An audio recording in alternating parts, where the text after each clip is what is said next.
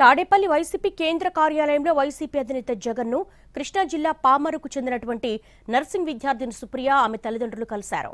తన తండ్రిపై మోపిన నేరాన్ని ప్రశ్నించినందుకు పామరు సీఐ సుభాకర్, ఎస్ఐ భాస్కర్ స్టేషన్కి పిలిపించి దారుణంగా కొట్టారని తెలిపింది సుప్రియ.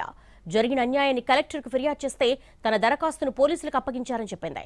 అదే పోలీసులు తనపై సెక్షన్ 307 కింద కేసు పెట్టి రిమాండ్కు పంపారని, తర్వాత బెయిల్పై విడుదలయ్యారని వాపోయింది. స్థానిక టీడీపీ నాయకుడు గణేష్ కోసం పోలీసులు తన కుటుంబంపై ఇంత దారుణంగా వ్యవహరించారని ఆమె ఆవేదన వ్యక్తం చేసింది. దళితురాలైన నర్సింగ్ విద్యార్థినిపై హత్యాయత్నం కేసు నమోదు చేసి రిమాండ్కు పంపడం దారుణమని జగన్ మండిపడ్డారు. సుప్రియకు అవసరమైన న్యాయ సహాయాన్ని వైసీపీ లీగల్ సెల్ అందిస్తుందని భరోసా ఇచ్చారు. సుప్రియ విషయంలో పోలీసులు వ్యవహరించిన తీరుపై జాతీయ ఎస్సీ కమిషన్, జాతీయ మానవ హక్కుల కమిషన్ దృష్టికి తీసుకువెళ్లాలని పామరు వైసీపీ ఇన్ఛార్జికి సూచించారు.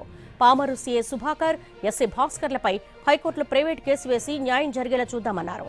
సుప్రియ కుటుంబానికి న్యాయం జరిగేంత వరకు వైసీపీ అండగా ఉంటుందని హామీ ఇచ్చారు.